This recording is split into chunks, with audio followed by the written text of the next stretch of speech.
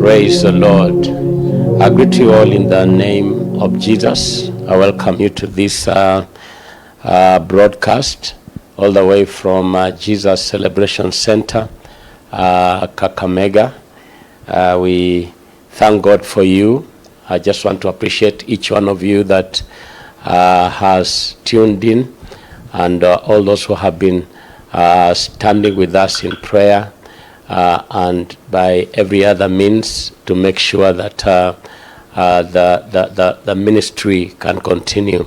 The Lord bless you abundantly. We want to appreciate you that is tuned in this morning, and I just believe that the Lord will bless us together. As we start off, I remind you that the just shall live by faith, that the will of God for you, the will of God for me is to live, is to be alive, is to be healthy, is to be making it in whatever we are doing, and that this is made possible by the operation of faith. For the just shall live by faith. Before we go far in this broadcast, I would like us to read Psalm chapter 4, just to encourage us. The book of Psalm, chapter number 4. Praise the living God. The Bible says, "Hear me when I call, O God of my righteousness. Thou hast enlarged me when I was in distress. Have mercy upon me and hear my prayer. O ye sons of men, how long will ye turn my glory into shame? How long will ye love vanity and seek after leasing?" Verse 3, "But know that the Lord hath set apart him that is godly for himself. The Lord will hear when I call unto him. Stand in awe and sin not. Commune with your own heart upon your bed and be still. Offer the sacrifices of righteousness and put your trust in the Lord. There be many that say, Who will show us any good? Lord, lift thou up the light of thy countenance upon us. Thou hast put gladness in my heart, more than in the time that their corn and their wine increased. I will both lay me down in peace and sleep, for thou, Lord, only makest me dwell in safety." Praise the living God. I want to encourage somebody. I want you to know that God will do good to you this week. Praise the Lord. The Bible says there will be many that say, "Who will show us any good?" I want you to know God will show you good this week in the name of Jesus. Good is coming your way. So prepare for the Lord to move in your life and to deliver good to you this week in the mighty name of Jesus. Let's pray. Father, in the name of Jesus, I give you thanks. I honor you for another opportunity to share your word. Thank you for the gift of life. Thank you for every good thing that you have done for us. Thank you for those that are tuned in to this worship service, and every other person that will tune in even after now. Lord, I ask that your blessing will be their portion. I ask that you will move in their lives in a mighty way. I ask that you will heal the sick. I ask that you will deliver the bound. I pray that you will build somebody's faith, that in this worship service our lives will change for good. I thank you, Lord, Holy Spirit. I ask you to breathe on this word as we share it at this wonderful moment. Reach out beyond the four corners of this place and bless the people of God. Thank you, gracious Father, for this I pray, believing in Jesus' mighty name. Amen to the King of Glory. Praise the Lord. We are looking at the lifestyle of faith. Praise the Lord. It's a journey. It's been a journey on faith, and a very exciting journey that every day God has been speaking to us, his fresh word, and just ministering to us and helping us to grow. And we have been seeing miracles. We've been seeing breakthroughs take place in the lives of the people. Their faith grow and them reach a point where they are walking in the victory that God has ordained for us. And I believe this morning is another opportunity for God to help you to start walking in victory. And so we are back on the teaching on the lifestyle of faith. We have been looking at the demands of the lifestyle of faith. The first demand of the lifestyle of faith being continuous word intake. Man shall not live by bread alone, but by every word that proceeds from the mouth of God. The second demand for the lifestyle of faith was a sustained word-rooted mentality. We said faith requires a certain mindset. If you don't have it, then faith will not operate. Because as a man thinketh, so is he. And so you are thinking has to be brought to line up with the word of God, so that the possibilities that are enshrined in the promises of God can become a reality in your life. Another demand is that we talked about was sustained word-based confessions and declarations. The Bible says, I believed, therefore I spoke. With that same spirit of faith, we believe, and therefore we speak. If faith is there, we will know it by your language, by your words, by what you are saying. It's impossible for faith to be there and we fail to hear it through your communication. Your communication is what will tell us whether faith is there or faith is not there. And we went on to let you know that you will have what you say, according to Mark 11 and verse 23. On Wednesday, we began to look at number 4, demand of the lifestyle of faith, which is sustained word-based decisions and word-based actions. Sustained word-based decisions and word-based actions, which I will refer to as moves, coming from Hebrews 11 and verse 7, and we will see that later. So once again, I want us to read the scriptures. I want us to read James chapter 1 verse 21 and 22. James chapter 1 verse 21 up to 25. James chapter 1 from verse 21, then we will go all the way up to verse 25, just to refresh us on what we were sharing over the week. The Bible says, wherefore lay apart all filthiness and superfluity of naughtiness, and receive with meekness the engrafted word, which is able to save your souls. Verse 22 says, but be ye doers of the word, and not hearers only, deceiving your own selves. For if any be a hearer of the word, and not a doer, he is like unto a man beholding his natural face in a glass. For he beholdeth himself and goeth his way, and straightway forgetteth what manner of man he was. But whoso looketh into the perfect law of liberty, and continueth therein, he being not a forgetful hearer, but a doer of the work, this man shall be blessed in his deed. These are very powerful words, and we will be coming back to them by the grace of God. Let's read James chapter 2, verse 14 up to verse 26. James chapter 2, verse 14. So you just flip to the next page and the next chapter. James chapter 2.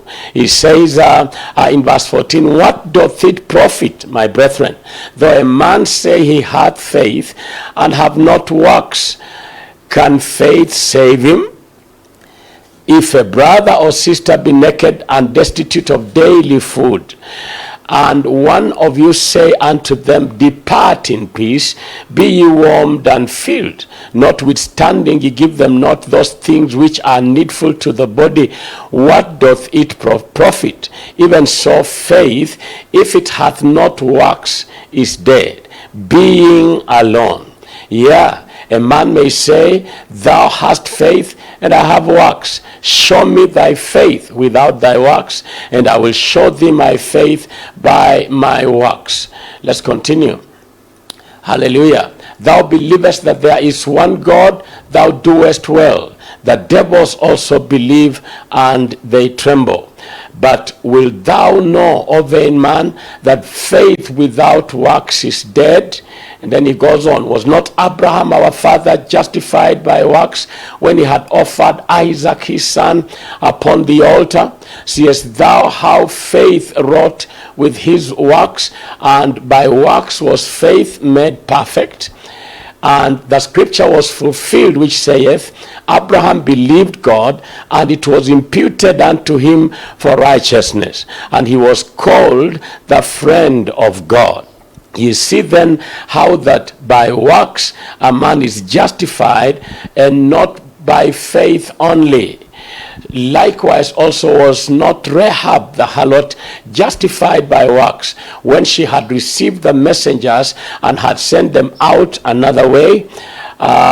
For as the body without the spirit is dead, so faith without works is dead also. So I'm interested in verse 26, although we will look at the other verses that are preceding this one. It says, for as the body without the spirit is dead, so faith without works is dead also. As the body without the spirit is dead, so what makes the body alive is the spirit in the body. When the spirit in the body goes, then the body collapses. There will be no more life in that body. The body cannot do the activities that the body was doing. So the body is only able to move because of the spirit that is in the body. So he said, as the body without the spirit is dead, so faith without works is dead. So the spirit of faith is works. What makes faith to move, what makes faith to bring results is the corresponding actions. And that is what we will be looking at. Praise the Lord. The corresponding actions. Now we brought to your awareness when we began to do the introduction of this teaching that the will of God in giving the word is to benefit the believer. is to benefit his children. From the book of Hebrews chapter 4, verse 1 up to verse 3, we understand that God gives his word in order to profit, or to benefit, or to do good. Praise the Lord. God does not just give his word for the sake of giving it.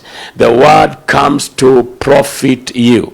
When you sit under the word, the will of God is for your profiting. He says, I am the Lord your God that teacheth you how to profit. When you sit under the teachings of God, the end result is supposed to be profiting. You are not supposed to be making losses, because God does not believe in losses. Hallelujah. He says, for unto us was the gospel preached as well as unto them, but the word preached did not profit them, so it was meant to profit them. But it didn't profit them, not being mixed with faith in them that had it. Praise the Lord. And then he says in verse 3, he says, for we which have believed do enter into rest. So there is a place you enter when you really walk by faith. Praise the Lord. There is a place you enter, and that place is called rest. So we told us that God is a God of profit. He doesn't make losses. His mind is a mind of profit. And the Bible says we have the mind of Christ. 1 Corinthians chapter 2 and verse 16, for you have the mind of Christ. So the mind of Christ is the mind of faith, is the mind of the word, is the mind of profit. The intention of God is for me and you to profit. We looked at the parable of the sower in the book of Mark chapter 4, and the scripture says the sower sows seed, and then he says the seed is the word of God. Amen. The seed is the word of God. But then it's not just an issue of sowing. We see that the intention, the reason why the sower sows seed is because they want to have harvest. Praise the Lord. They want to have harvest. They want to have fruit. Glory to the name of Jesus. They are not just doing it as a hobby. There's no farmer who goes out during the planting season in the cold and to take time to expend his energy or her energy just for the sake of it. They are doing it because they are looking forward to a harvest. And that's why Jesus gave 4 types of ground. The rocky ground, the ground that the path, and then he talked about the ground that is full of thorns and thistles, and then the good ground. Praise the Lord. And he tells us the first 3 grounds are not yielding, but the last one produces fruit, some 30-fold, some 60-fold, and some 100-fold. So it brings a return. So that the intention of the sower is to have a return. Praise the Lord. And when the word comes forth, when you employ the word, is so that you can have a return as a believer. When God brings us under his teachings, is because he wants us to profit. Jesus said, come to me in the book of Matthew 11 and 28, all ye that labor and are heavy laden, and I will give you rest. And then he tells us how he gives this rest. He says, take my yoke upon you and learn from me. Praise the Lord. You take my yoke upon you. What is this yoke? Is his word. Is learning his word.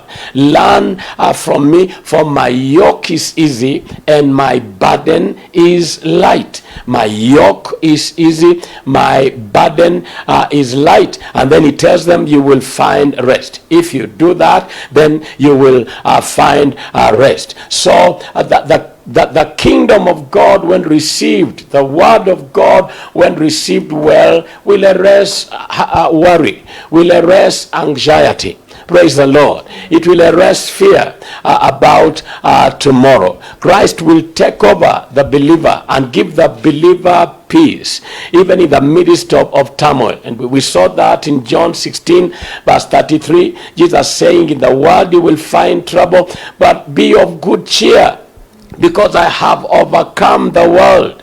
How did Jesus overcome the world? He overcame the world by faith. And what was this faith? This faith was doing the word of God.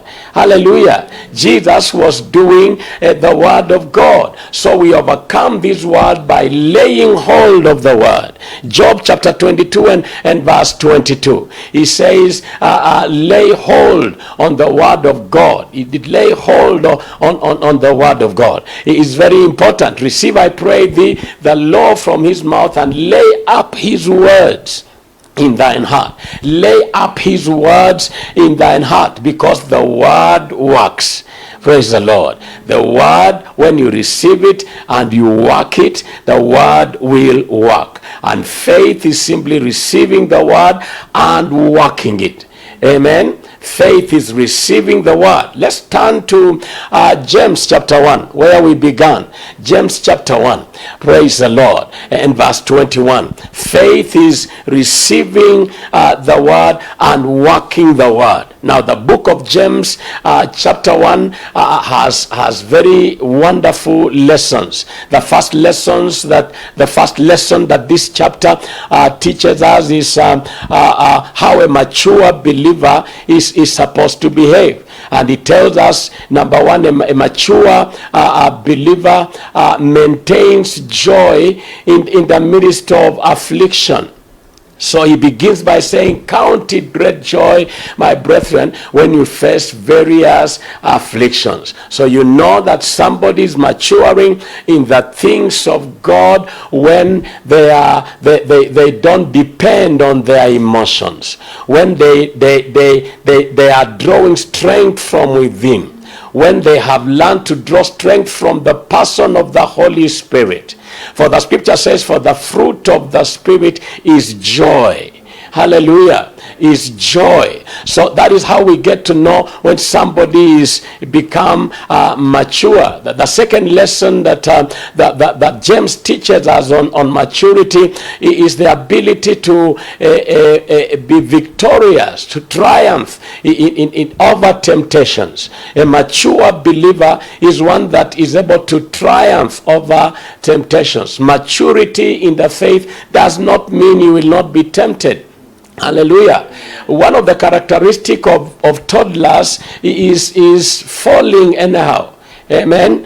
Is stumbling and falling every time. If you walk with a toddler, with a 1-year-old, a 2-year-old, it is impossible to walk with them for a kilometer or 500 meters and not be worried whether they will fall or not, because they are children.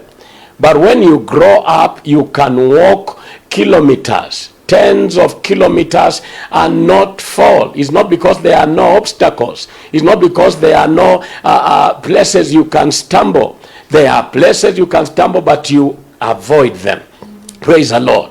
You don't fall. You don't fall, so or you overcome. You are able to jump over some obstacles. You are able to choose where to go and where not to go, what to do and what not to do, because you are grown up. So James teaches us that one of the signs of maturity in the faith is the ability to overcome temptations. Temptations will not stop coming your way, but because you are mature, we know your maturity by not falling down and rising, falling and rising, falling and rising. That is a child. That is a spiritual baby. Even if they have a beard and they are six-pack, it is not an issue.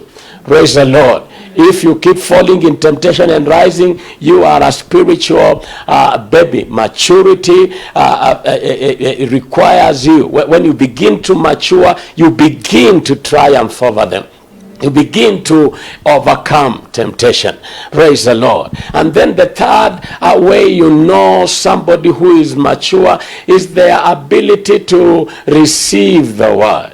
hear the word, and then receive the word and do the word. Those three things. Are we together? And that is what the Bible reveals to us from verse 21. From verse 21 of James chapter 1. He says, wherefore lay apart all filthiness and superfluity of naughtiness. So naughtiness is associated with children. Amen. It's children who are naughty. When you become mature, you put aside naughtiness. And then he said, and receive with meekness the engrafted word. So maturity comes with readiness to receive the word. Are you with me, brethren? It comes with the readiness to receive the word. Not just the word you like, but the word that will change you. So the scripture calls this the engrafted word. You humble yourself and you ready yourself to receive the engrafted word, regardless of how it comes, regardless of which area in your life that it is addressing, is a sign of maturity. Is a sign of immaturity when you receive some things and you reject others which are beneficial to you. Hallelujah. So he says, lay apart all filthiness and superfluity of naughtiness, and receive with meekness the engrafted word, which is able to save your souls. And then verse 22, he says, but be ye doers of the word. So maturity requires you to receive the word. So you hear the word, you receive the word, and then you do. So he says, but be ye doers of the word, and not hearers only. So it's not enough to hear the word and receive the word. You have to be a doer of the word. Because if you only hear the word and receive it and you don't do it, that means you don't allow that word to change the way you are acting, or you don't act as the word is commanding, as the word is requiring you. You are living in deception.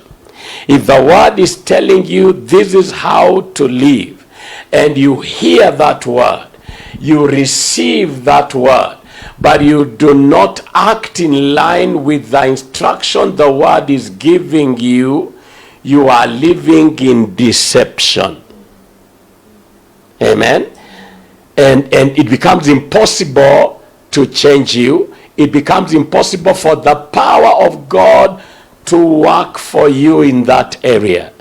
So you may not see miracles in your life in that area.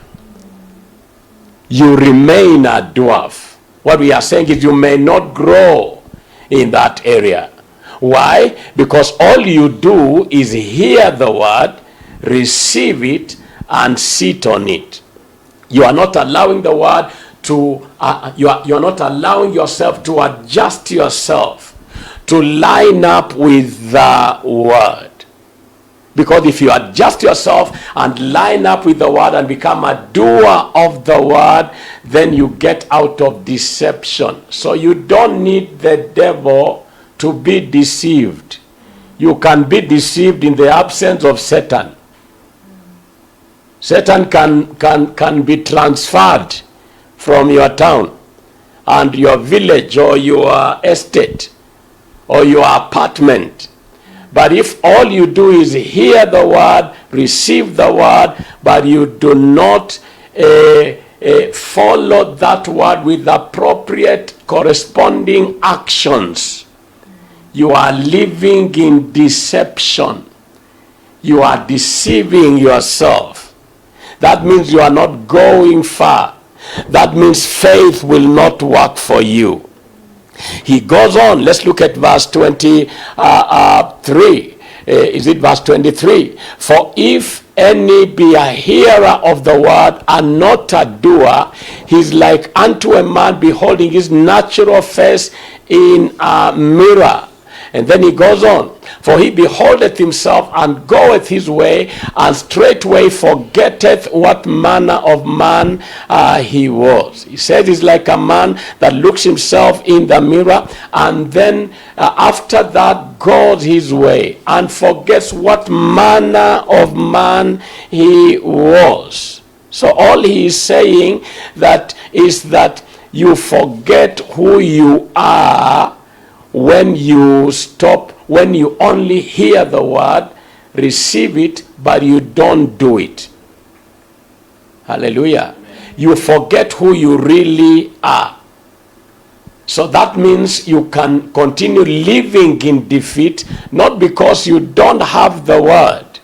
You heard the word, you received the word, but you are not acting on the word.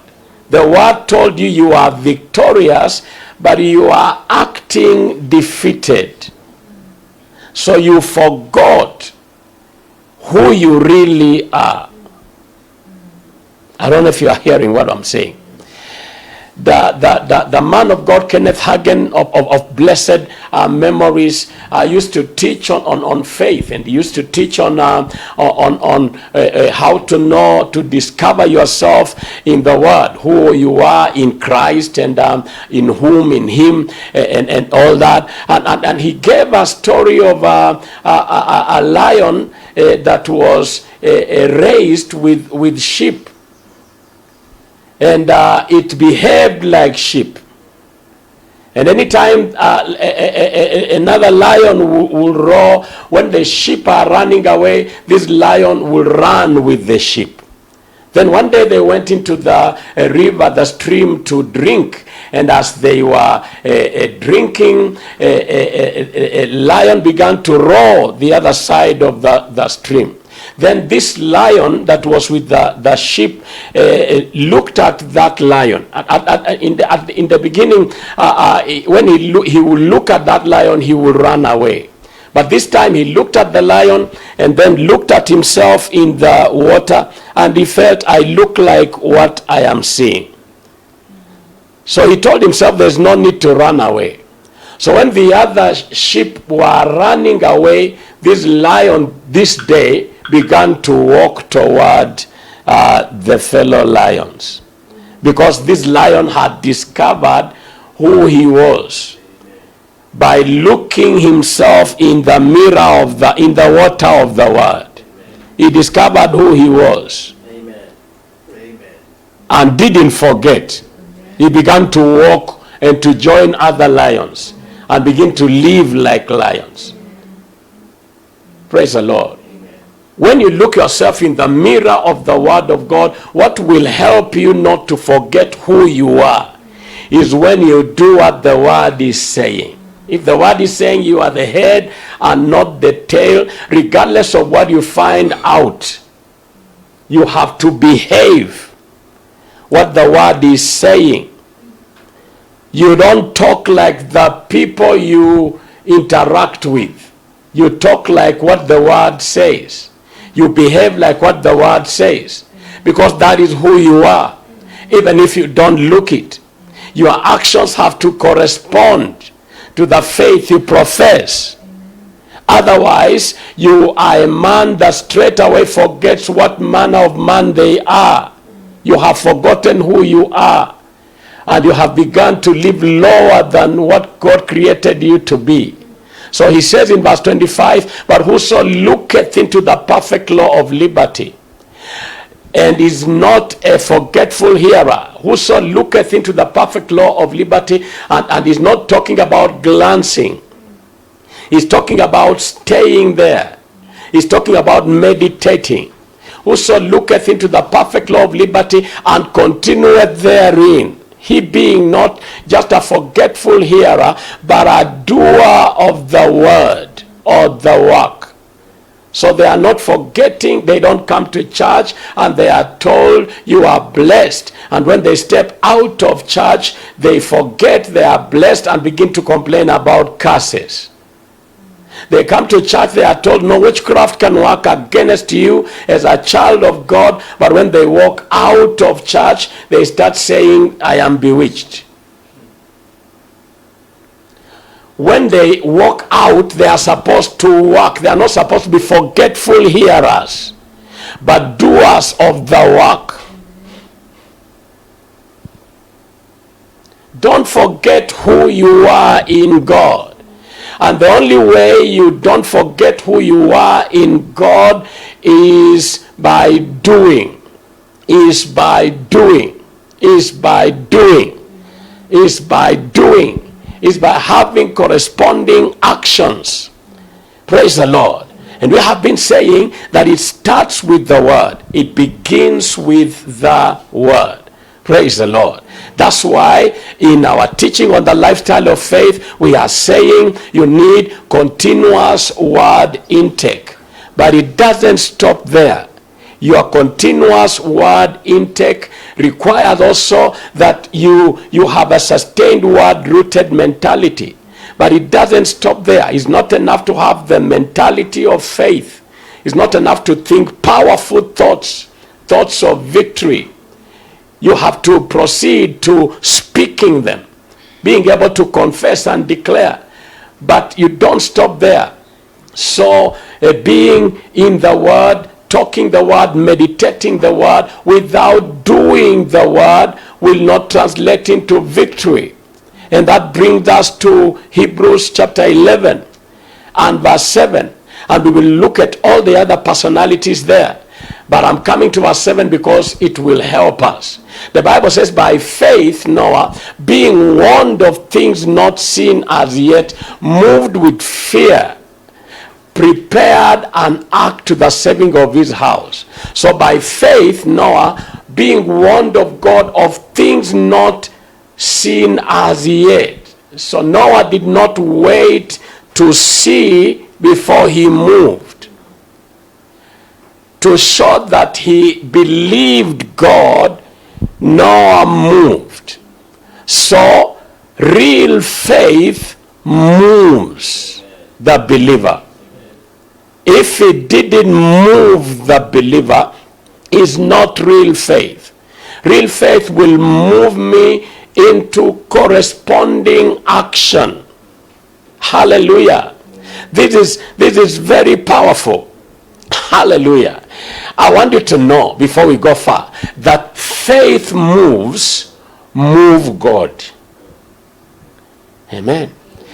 And this is sustained all through. We will see it in all the personalities that we'll be talking about, scriptural personalities. That faith move God. That if I want God to move, I am supposed to move. God gives you the word. God gives you the instruction. You receive the instruction. You believe the instruction.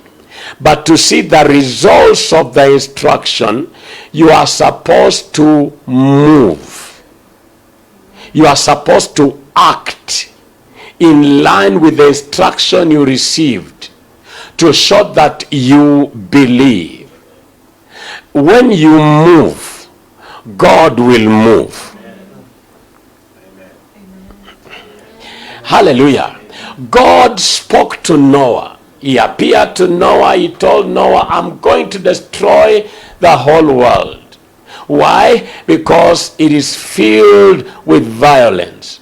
But I will save you. I will save your family. Noah has never seen a flood. But God is saying, I will bring a flood. So Noah believes in God. So because he's believing in what God is saying, and God is telling him, if you want to be saved from the flood, construct an ark. Because Noah believes that what God is saying will come to pass, his faith moves him to begin to act in a certain way.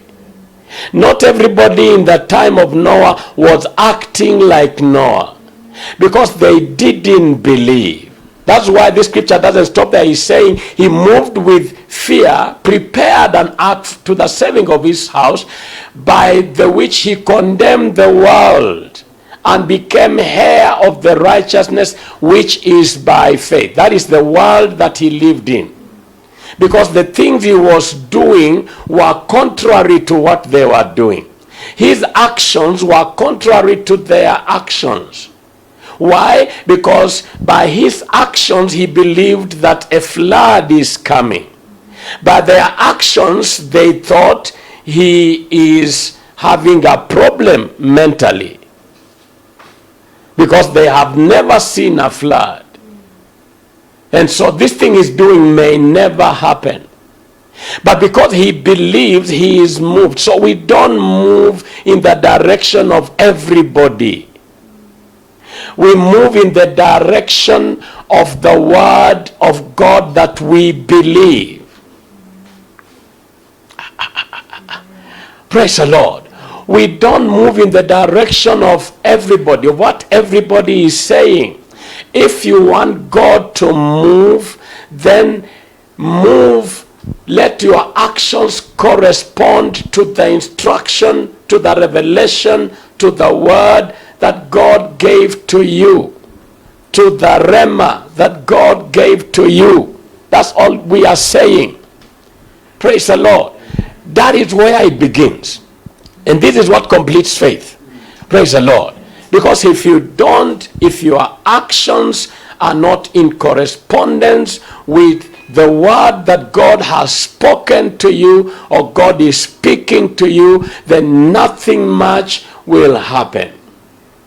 Like we will see when we begin to look at what doing does, the grace of God is not released to the hearers, to the confessors, to the meditators. It is released to the doers. It is until you do it.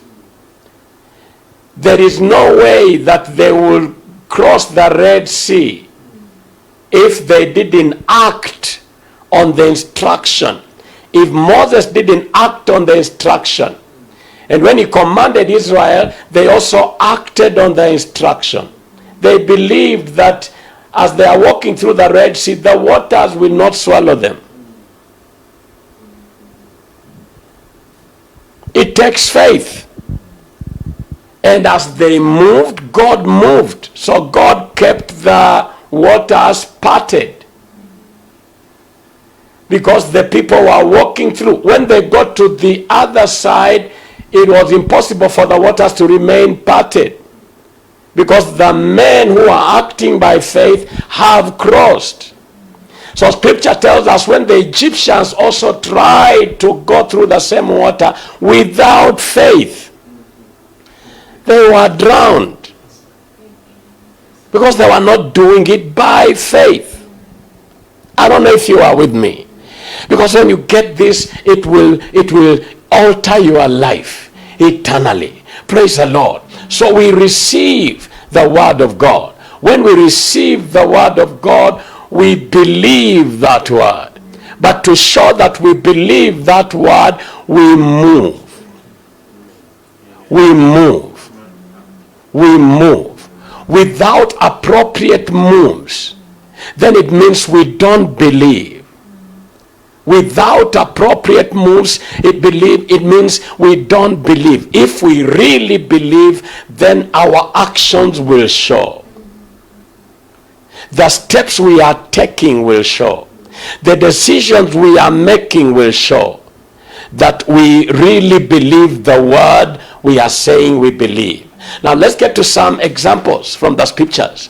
The first example we look at is that of Abraham. Of course, we have looked at Noah. Praise the Lord. And Abraham came later. So it's the example of Abraham in the book of Genesis and chapter number 12. In verse 1, the Bible says, now God had said to Abraham, leave your country, get thee out of thy country and from thy kindred and from thy father's house into a land that I will show thee. And I will make of thee a great nation. I will bless thee and make thy name great, and thou shalt be a blessing. And I will bless them that bless thee, and curse him that curseth thee, and in thee shall all families of the earth be blessed. So this is God talking to Abraham. is telling Abraham, this is what I intend to do with your life, if you believe. So look at what Abraham does in verse 4. So Abraham departed. So Abraham took a step that was corresponding to the faith he had in God. God said, leave. Abraham departed. If Abraham kept saying, I believe, God spoke to me, he said he will make me a great nation, he will give me a great name, he will really bless me, and he stayed in Ur of the Chaldeans, nothing much would have happened in the life of Abraham. He had to move. Praise the Lord. Abraham had to move. Genesis chapter 17, the same, verse 1. He says, the Lord appeared to Abraham. And when Abraham was 99 years old and 9, the Lord appeared to Abraham and said unto him, I am the Almighty God, walk before me and be thou perfect. And I will make my covenant between me and thee, and will multiply thee exceedingly. And Abraham fell on his face, and God talked with him, saying, as for me, behold, my covenant is with thee, and thou shalt be a father of many nations. This is a 99-year-old whose wife is barren. Neither shall thy name anymore be called Abram, but thy name shall be Abraham. For a father of many nations have I made thee. So God is changing the name of Abraham from Abram to Abraham, which means father of nations. Glory to God. Let's continue. And I will make thee exceeding fruitful, and I will make nations of thee, and kings shall come out of thee. And I will establish my covenant between me and thee, and thy seed after thee in their generations, for an everlasting covenant, to be a God unto thee and to thy seed after thee. And I will give unto thee and to thy seed after thee the land wherein thou art a stranger, all the land of Canaan, for an everlasting possession, and I will be their God. Praise the Lord. And God said unto Abram, thou shalt keep my covenant, therefore thou and thy seed after thee in their generations.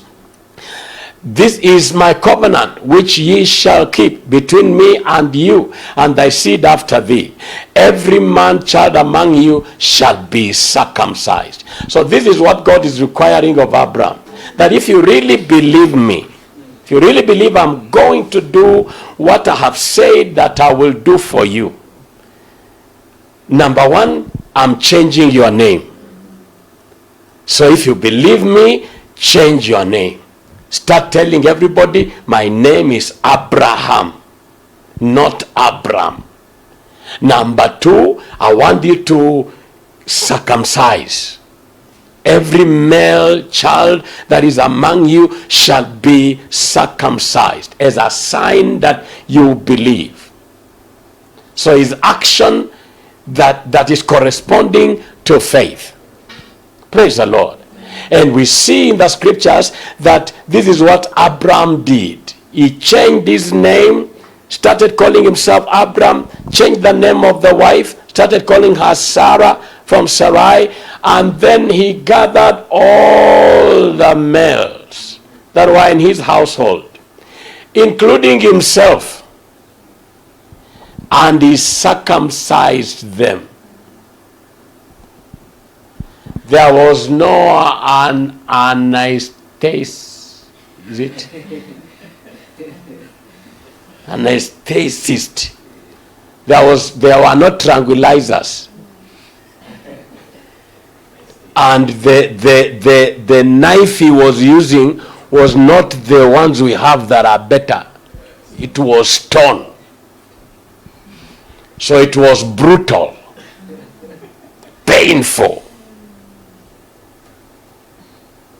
But if you believe me, Abraham, move. Amen. If you really believe that what I'm telling you is going to come to pass, Abraham, then you have to move. If you don't move, then we don't have a covenant. If you move, we have a covenant. Praise the Lord. Let's go to Genesis 22. So you can see why Abraham is called the father of faith.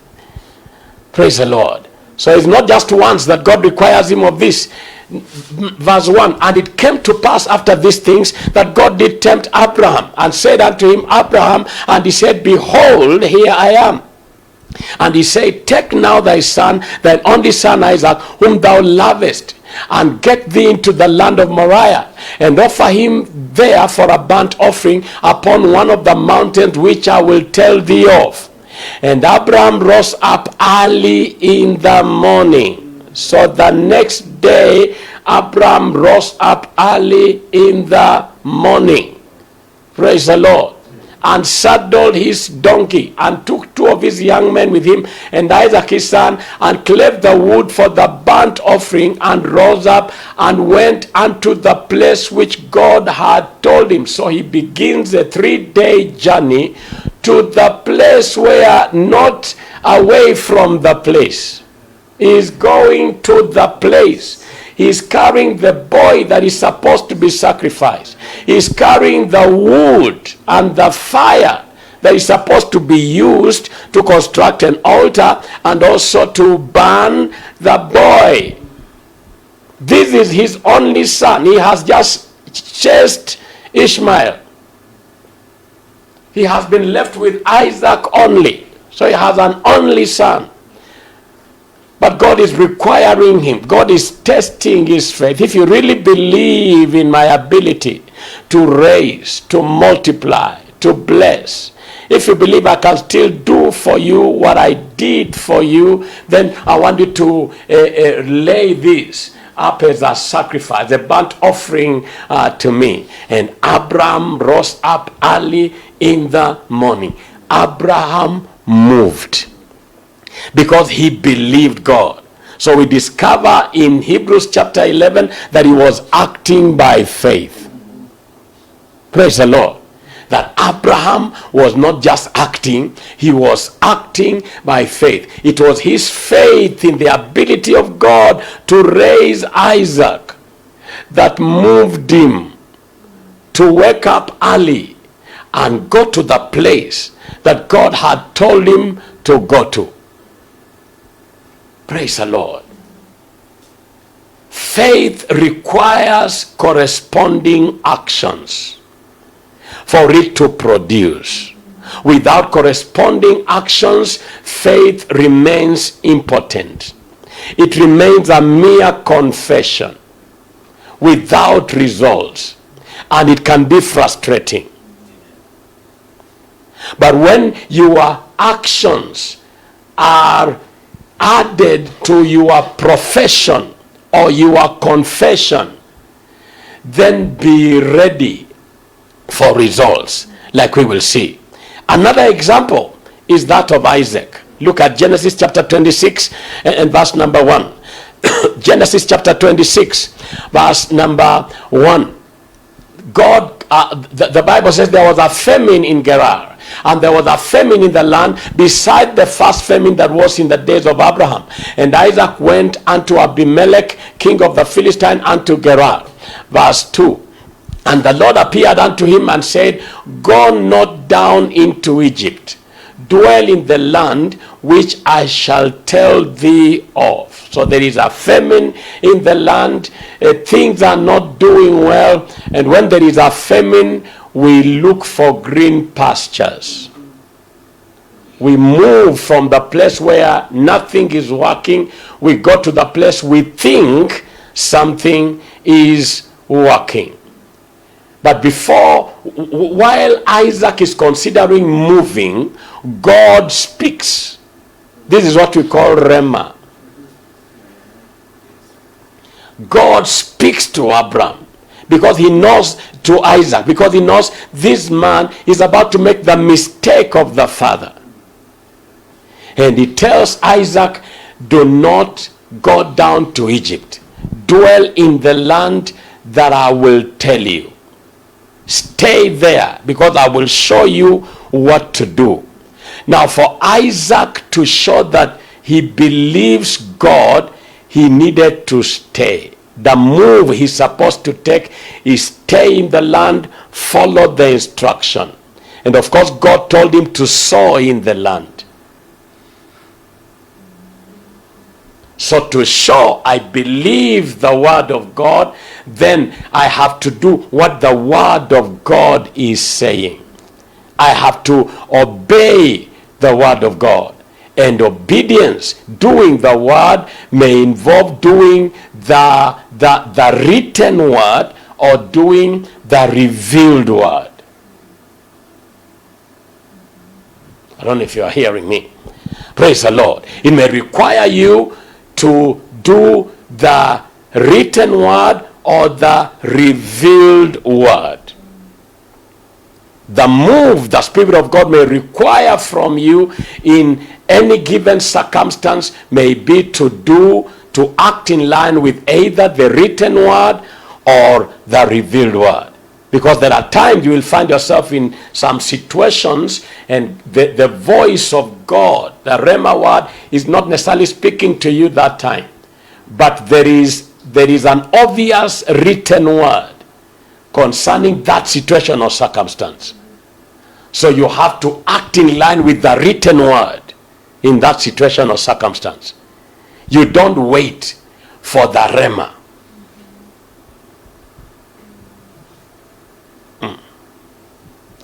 Praise the Lord. So verse 11.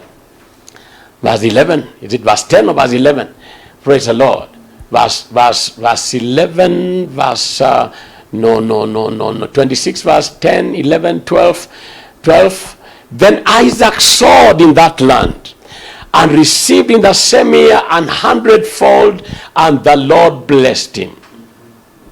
He sowed in that land in the time of famine, when everybody was not sowing. But because God has said so, Isaac sowed. And the Bible says in the same year the Lord blessed him 100-fold. And the man became prosperous and went on and became very prosperous until he was envied. Why? Because he moved in line with the word of God. Look at Genesis chapter number 30, verse 25. Genesis 30 and verse 25. Praise the Lord. I hope you are following me. Faith move God. This is very powerful. Hallelujah. Where there is faith, you will see appropriate moves. You will see moves that line up with the faith. Genesis says, chapter 30 and verse 25, and it came to pass when Rachel had borne Joseph, that Jacob said unto Laban, send me away that I may go unto mine own place and to my country. Give me my wives and my children, for whom I have served thee, and let me go, for thou knowest my service which I have done thee. Let's continue. And Laban said unto him, I pray thee, if I have found favor in thine eyes, tarry. For I have learned by experience that the Lord hath blessed thee, blessed me for thy sake. And he said, appoint me thy wages, and I will give it. That means, tell me what you want me to pay you. And he said unto him, thou knowest how I have served thee, and how thy cattle was with me. Continue. For it was little which thou hast before I came, and it is now increased unto a multitude. And the Lord has blessed thee since my coming. And now, when shall I provide for mine own house also? And he said, what shall I give thee? And Jacob said, thou shalt not give me anything. If thou wilt do this thing for me, I will again feed and keep thy flock. Let's continue. I will pass through all thy flock today, removing from thence all the speckled and spotted cattle, and all the brown cattle among the sheep, and the spotted and speckled among the goats, and of such shall be my hire. So shall my righteousness answer for me in time to come, when it shall come for my hire before thy face. Everyone that is not speckled and spotted among the goats, and brown among the sheep, that shall be counted stolen with me. Let's continue. And Laban said, behold, I would it might be according to thy word. Now later you will come to discover that what Jacob is telling Laban is a revelation from God. Because when Jacob is leaving and Laban comes, he speaks to Laban. He tells Laban, I worked for you for a whole 20 years. And 10 times you changed my wages. And then he said, if the Lord that appeared to me did not appear to me and give me an idea on what to do, I would have left your house poor. But because I obeyed the word God gave me, because I put to work the revelation God gave me, and this is the revelation God gave Jacob, because Jacob knew that at this time, if he takes the healthy animals, Laban will refuse. So he has to begin somewhere. He has to begin with the few and those that are speckled, because they were fewer and they were weaker. But God is telling him, I want to increase you. I want to multiply you. But I have an idea that may look stupid, even to your boss. So if he asks you how he wants to pay you, tell him you don't have to. Let me apply the word God told me. It may look stupid. So when you saw how Jacob was behaving, it looked very foolish. To cut poplar trees. And let's continue. You see, we can read it. Praise the Lord. Hallelujah. And he said 3 days journey betwixt him. Are we where we were? Praise the Lord. Or you went very far. Hallelujah. And he removed that day the he-goats that were ring-streaked and spotted, and all the she-goats that were speckled and spotted, and everyone that had some white in it, and all the brown among the sheep, and gave them into the hand of his sons. Let's continue. And he set 3 days journey betwixt himself and Jacob fed the rest of Laban's flocks. Let's continue. And Jacob took him rods of green poplar, and of the hazel and chestnut tree, and peeled white streaks in them, and made the white appear which was in the rods. Praise the Lord. And he set the rods which he had piled before the flocks in the gutters, in the watering troughs, when the flocks came to drink, that they should conceive when they came to drink. This looks very foolish. You continue.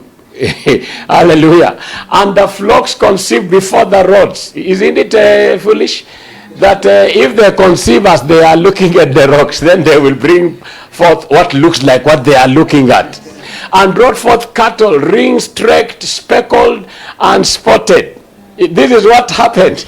And Jacob did separate the lambs, and set the faces of the flocks toward the ring-streaked, and all the brown in the flock of Laban. And he put his own flocks by themselves, and put them not into Laban's cattle, because Laban had already taken and left him with those that don't have any streaks or spots. But now he's producing those that have streaks and spots by using a very foolish way, revealed by God. And it came to pass, whensoever the stronger cattle did conceive, that Jacob laid the rods before the eyes of the cattle in the gutters, that they might conceive among the rods. Praise the Lord. But when the cattle were feeble, he put them not in. So the feebler were Laban's, and the stronger Jacob's. Of course, we know Jacob's name. So continue. Praise the Lord. And the man increased exceedingly, and had much cattle, and maid servants, and men servants, and camels, and asses. Praise the Lord. Jacob was applying the word of God. He was moving. He was making a appropriate moves based on what God has spoken to him. It looked foolish, but it produced because he believed it. If you really believe it, act it. If you really believe it, then act it. If you don't act in line with what you are telling us you believe, then you don't really believe it. Hallelujah. It's not enough to hear the word.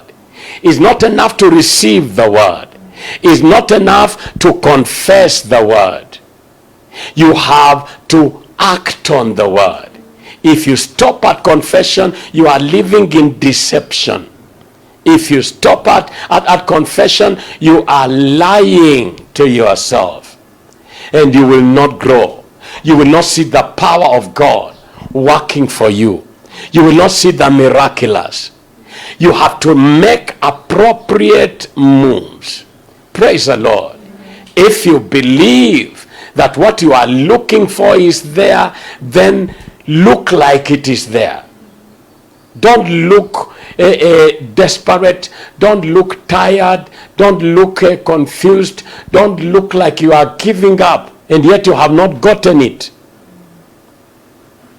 Why should you get tired before you find it, yet you are believing it is there? Getting frustrated, feeling tired, and telling yourself, I don't think I will go again. I'm tired. I'm up. I'm given up. It is over. You are only telling us you don't really believe that what you are looking for is there. But the Bible said, he that knocks, the door will be opened. So if I believe the door is going to be opened, I have to keep knocking. If I believe I will find, before I find, I'll be searching. If I believe I will receive, before I receive, I'll be asking. I don't know if you are with me. Praise be to the living God. Did you get me, brethren? Hallelujah. Let your actions line up with the word that you believe, because then you will see results. If Jacob didn't act in line with what he believed, he will not have seen results. If Abraham didn't act in line with what he believed, he will not have seen results. Now, if Isaac didn't act in line with what he believed, he will not have seen results. Noah will not have saved himself and his household if he didn't move with godly fear, based on the fact that he believed the instruction that came from God. May God help you. Can I hear somebody shout hallelujah? Praise be to the living God. I think we stop here because of time. Once again, I really appreciate you for watching and just being there with us in this broadcast. I want to pray with you in the name of Jesus. I want you to believe God with me as we make a prayer this morning. A miracle will happen in your life. Amen. And where you need to act, I want to ask you to act. Where you need to make faith moves, I want you to move. Because faith moves is what moves God. Faith moves is what moves God. Hallelujah. You believe you are healed, they are appropriate moves. You believe you are victorious, they are appropriate moves. You believe that you are rising, they are appropriate moves. You believe you are making it, there are appropriate moves. Hallelujah. Shall we pray? Father, in the name that is above every name, I give thanks to you. I honor and glorify you because of the word we have shared. I pray for the needs of your people. Lord, whoever is watching that has a need, some of them, the needs are pressing. Lord, I ask that you come through for them today. I rebuke the devil. I stand against opposition. I remove obstacles in their path. In the name of Jesus Christ, whatever the enemy will want to use to stand in the way of their breakthrough, I remove it in the name of Jesus. I break the forces of darkness and the powers of wickedness in the name of Jesus. I bind spirits of confusion in the name of Jesus, as I command doors to open. in the name of Jesus Christ. Lord, work miracles. I pray for miracle jobs in the name of Jesus. I pray for opportunities, supernatural provisions in the lives of your people. In the name of Jesus Christ, I pray for promotions. In the mighty name of Jesus, new appointments. In the mighty name of Jesus Christ. Oh God Almighty, I command rewards for those that are due for reward. In the name of Jesus Christ. And those that are sick who need healing, I rebuke the sickness. I rebuke the disease. I command the tumors to dry in the name of Jesus. I break the power of darkness and the forces of wickedness over their lives in the mighty name of Jesus Christ. And I command healing right now. Receive healing in your body. Be made whole from the top of your head to the soles of your feet in the mighty name of Jesus. Hallelujah. Father, thank you for the miracles. Thank you for the move of your spirit in the lives of your people. I believe it is done. In Jesus' name I pray. Amen. A miracle has happened in your life. Amen. Share with us the miracle, and the Lord will bless us together, and he will establish that miracle in your life. You are there, you need Jesus, you are not born again. Pray this prayer after me. Lord Jesus, I am a sinner. I ask you to come into my life. Forgive me of my sin. Save me. Make me a new creature. Make me a child of God. From today, I renounce sin. I renounce the devil and the forces of darkness. I accept you, Jesus, as Lord and Savior of my life. I confess you as Lord because I believe that God raised you from the dead. Thank you, Jesus, for saving me. Amen. If you have made that prayer, you are born again. Jesus has just saved you. I want to ask you to share with us if you would like, if you can get to us. The number is displayed on your screen, but I also like to advise you to join yourself with a Bible preaching church and tell them you got born again on this platform, and they will help you to grow in the faith and in the things of God. Praise the Lord. You have your offering, you have your tithe. I want to pray for you as we give this morning. I want you to know that God loves a cheerful giver. Praise the Lord. And your giving blesses you. Your giving brings returns to you. Amen. So let's pray. Father, thank you for every tither. I command the covenant of tithing to begin to work in their lives. I pray for everyone giving their offerings and their seed and their sacrifices. I ask in the name of Jesus Christ that they will receive 100-fold return of what they are giving this wonderful morning. Let your blessing and your provision accompany them and attend to them throughout this week. I give you thanks because of your faithfulness. In Jesus' name I pray. Amen. Amen. You are blessed as you give, and we appreciate God for you. So thank you for tuning in to this broadcast. I know that the Lord has blessed you, and I want to welcome you to our live broadcast. We are trusting God as we get back to church by the grace of God, that we will keep on running this live worship services on this page, and you will not miss much. Hallelujah. In fact, it will become more powerful and more glorious.